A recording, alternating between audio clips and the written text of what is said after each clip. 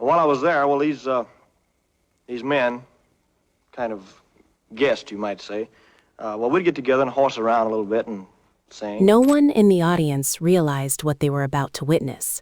The lights were warm, the band was steady, and everything looked exactly the way an Elvis Presley show always did. Controlled, electric, unforgettable. But something was off. It wasn't obvious at first. Not to the fans screaming from the front rows. Not to the musicians who had played these same notes 100 times before. It was something smaller, subtle. The kind of thing you only notice after it's already happened. Elvis stepped forward, microphone in hand, then paused. Just for a second. A second too long. The band hesitated. The crowd didn't understand.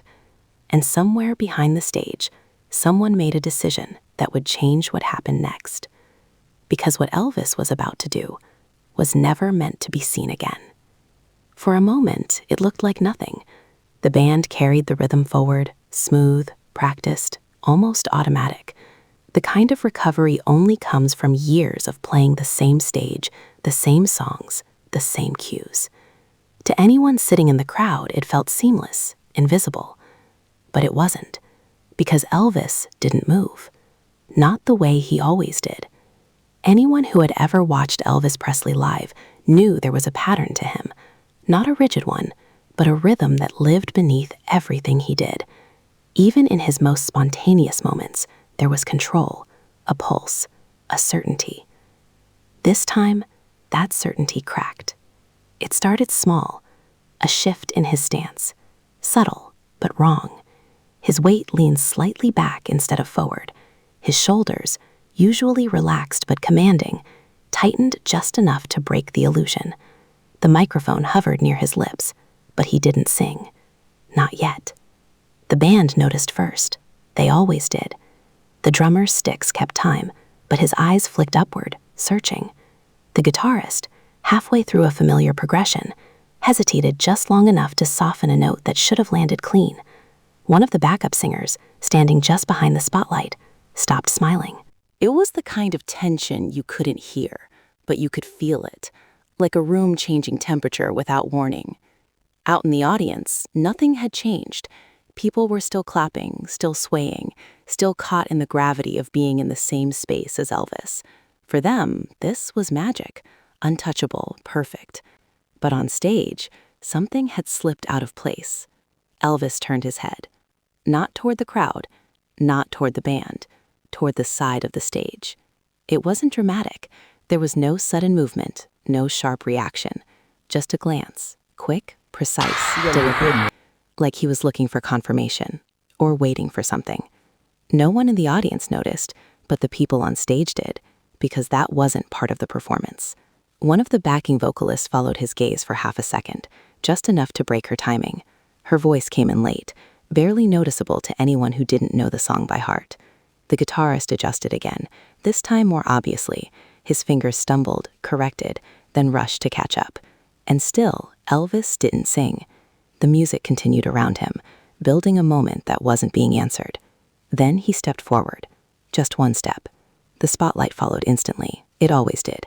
But this time it felt different, sharper, almost exposing.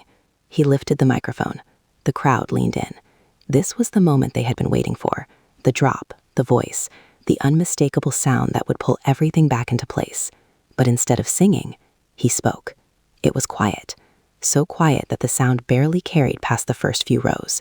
The band didn't stop, but something in their playing shifted, softer, uncertain, like they were trying to listen while still moving forward.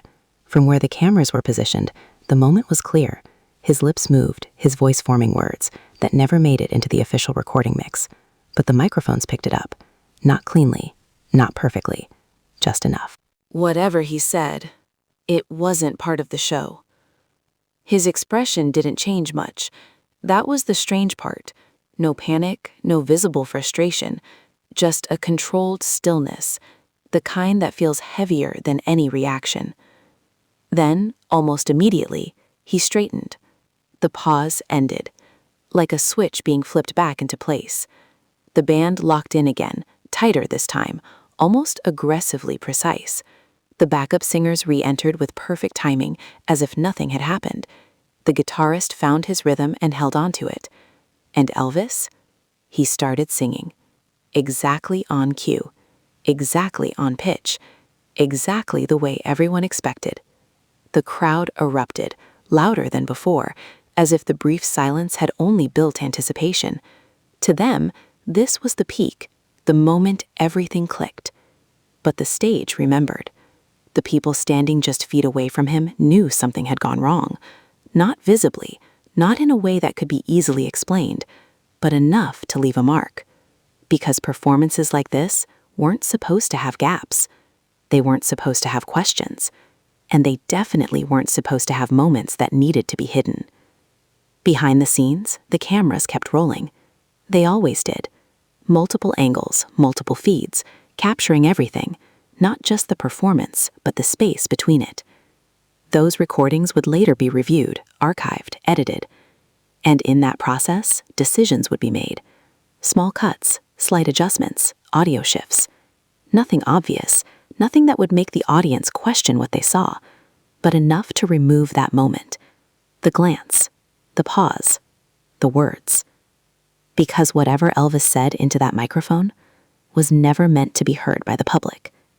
And the people who did hear it, they didn't talk about it.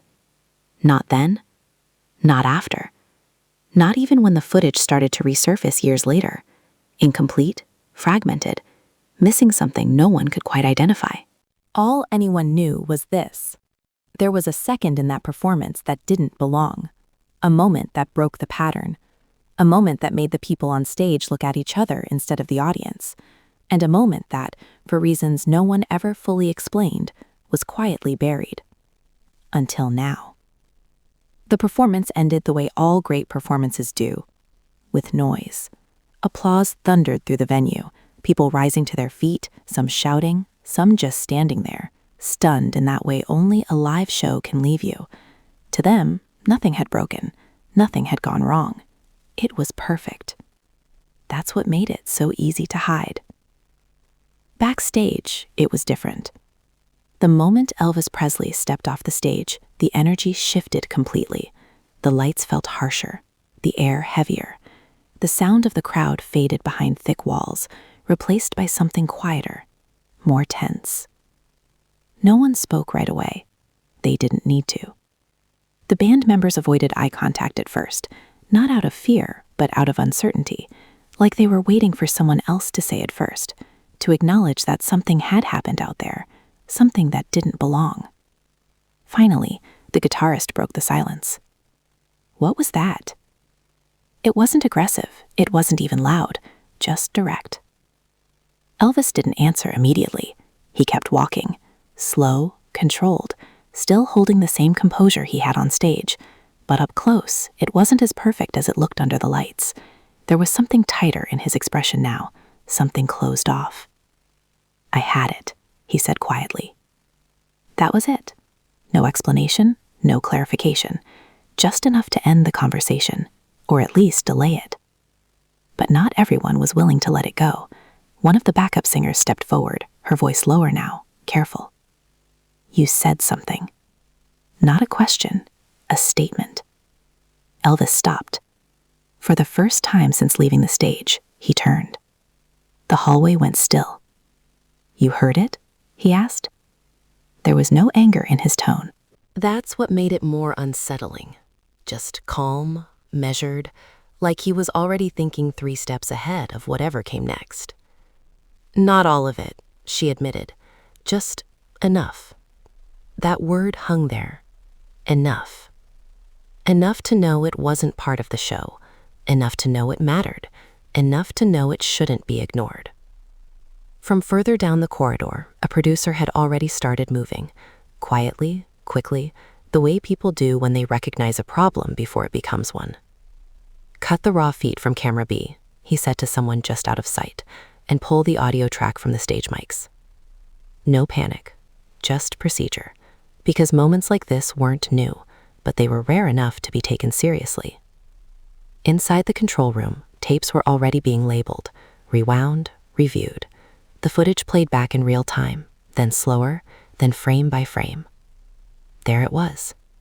The pause, the glance, the words. Faint but unmistakable. One technician adjusted the audio levels, isolating the mic just enough to bring the voice forward. They listened. Once. Then again. No one reacted immediately, but the look exchanged between them said everything. "Is that?" one of them started. The producer shook his head. "Doesn't matter what it is," he said. "It's not staying in." Simple. Final. Because whatever meaning those words carried, whether it was personal, accidental, or something deeper, it crossed a line. Not a public line. A private one. Back in the hallway, Elvis hadn't moved. The small group around him stayed quiet, waiting, not for an explanation, but for a signal, something that would tell them how to treat what just happened. Ignore it? Forget it? Or remember it? Carefully. "You don't repeat that," Elvis said finally. His voice was calm, not threatening, not emotional, certain. No one argued, because they understood something in that moment, something unspoken but clear.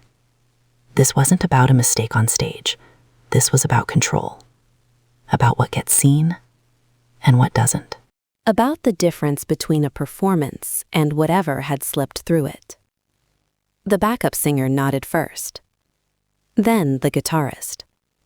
One by one, the tension dissolved. Not because it was gone, but because it had been contained. Handled. Behind closed doors, the edits were already being planned. The official version of the performance would be clean, seamless, flawless. No pause, no glance, no whispered words hanging between the music. And for years, that's all anyone would ever see. But tapes have a way of surviving. Fragments get copied, stored, forgotten, found again. Not in full, not clearly, just enough to raise questions. Enough to make people wonder why a performance so perfect felt like it was missing something. Because it was. A second. A sentence. A moment that didn't follow the script. And the few people who were there that night, they never told the full story. Not in interviews, not in documentaries, not even when asked directly. They'd smile, deflect, change the subject. Because some things aren't erased. They're just buried well enough that most people stop looking. But every now and then, something slips back through.